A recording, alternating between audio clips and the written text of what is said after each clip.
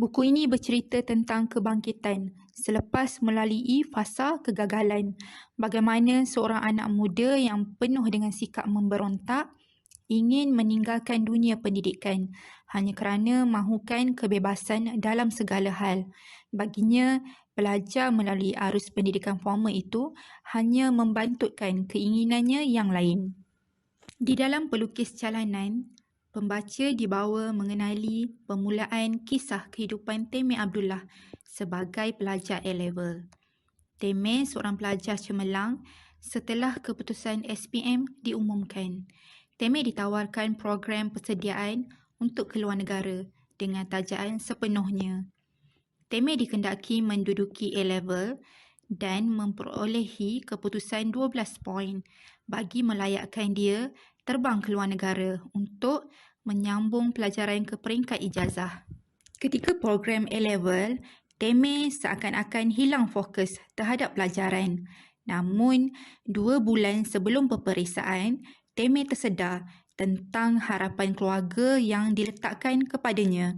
Maka, dalam masa 2 bulan, Temeh tekun berusaha menggantikan masa-masa yang telah disia-siakan selama ini. Akhirnya, apabila keputusan A-Level diumumkan, Temeh mendapat 11 poin, iaitu kurang 1 mata dari kelayakan yang ditetapkan oleh pihak penaja untuk Temeh menyambung pelajaran di luar negara. Dia terasa sangat kecewa kerana merasakan yang harapan keluarga terhadapnya punah sekelip mata. Walaupun Temeh sudah menerima tawaran dari universiti di United Kingdom, tetapi ianya tidak bermakna tanpa pembiayaan dari pihak penaja. Temeh dalam dilema sama ada menyambung pengajian di Institut Pengajian Tinggi Tempatan atau berhenti belajar dan meneruskan perniagaannya. Perniagaan yang dimulakan sejak dari zaman persekolahan lagi. Untuk meneruskan pengajian di Institut Pengajian Tempatan, Temeh hanya boleh menggunakan keputusan SPM sahaja. A-Level tidak diterima untuk masuk ke peringkat ijazah. Ini bermakna Temeh terpaksa bermula dari awal dan pengajian A-Levelnya selama 2 tahun sia-sia sahaja.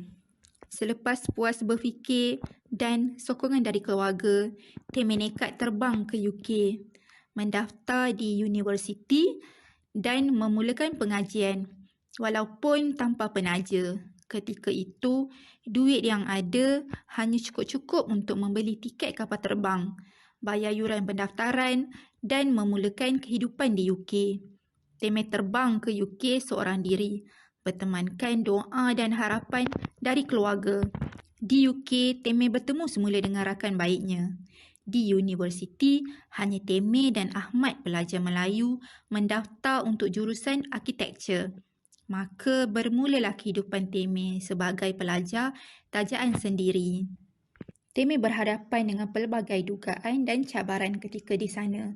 Masalah duit, kerenah tuan rumah, kesusahan Temeh untuk seimbangkan masa antara belajar dan juga bekerja untuk menyara diri sendiri dan juga membayar yuran pengajian. Juga kerenah rakan sekelas yang mengkhianatinya ketika assignmen kumpulan dan bermacam-macam lagi. Ahmad tinggal di asrama kampus dan Temeh pula terpaksa menyewa sebuah bilik kecil di sebuah rumah. Oleh sebab kerenah tuan rumah yang terlalu cerewet dengan pelbagai peraturan, Temeh lebih banyak menghabiskan masa di bilik Ahmad, mengulang kaji pelajaran, menyiapkan tugasan ataupun berehat melepaskan lelah. Bakat lukisan Temeh begitu terserlah. Hasil lukisannya sering mendapat perhatian pensyarah dan rakan-rakan sepengajian. Temeh menjadikan bakat lukisannya itu sebagai salah satu sumber kewangannya. Temeh selalu bersia-sia di kota London dan tak kala ternampak pemandangan yang menarik, dia akan berhenti dan melukis. Lukisan tersebut akan dijual kepada pelancong ataupun orang tempatan. Dari situlah asal kisah macam mana Temeh digelar sebagai pelukis jalanan. Selain itu, Teme juga membuat kerja-kerja melukis, sama ada untuk syarikat atau orang perseorangan. Teme juga pernah menjadi penyanyi baskers, kumpulan yang dianggotai oleh rakan sekelasnya. Dia lakukan semua itu untuk menampung pengajiannya dan kehidupannya di UK. Sebagai kenangan peribadi, setiap lukisan yang dihasilkan oleh Teme akan upload di Instagram. Lukisannya mendapat perhatian ramai dan pengikut IG-nya makin bertambah. Namanya turut menjadi sebutan. Namun, Teme Abdullah lebih selesa merahsiakan siapa dirinya, walaupun rakan sekelasnya menjadi salah seorang followers IG-nya. Mereka tidak sedar yang individu yang dikagumi kerana kehebatan lukisannya itu sebenarnya ada di hadapan mata mereka yang digelar dengan nama Tomato. Kisah Teme adalah kisah yang sangat humble. Suka duka seorang lelaki dalam mencari dirinya sebenar, dalam menjalankan tanggungjawabnya sebagai anak, pelajar, pelukis sambilan, pekerja sambilan dan juga sebagai seorang Islam. Meneliti naskah pertama karya Teme Abdullah ini seakan-akan seperti menonton filem kisah kehidupan beliau.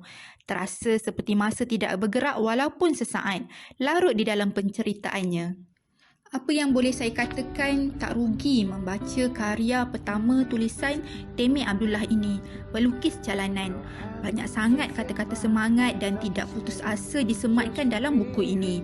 Berbekalkan niat dakwah, Teme berjaya membuka mata kita bahawa semua antara kita adalah pendakwah. Tidak kiralah siapa diri kita, apa pekerjaan kita, kerjaya kita akan lebih profesional dengan misi dakwah yang dibawa bersama. Seperti saya melihat kerjaya Teme sebagai pelukis jalanan yang sangat profesional dalam menyebarkan kebaikan kepada semua orang. Sekian resensi buku buat kali ini.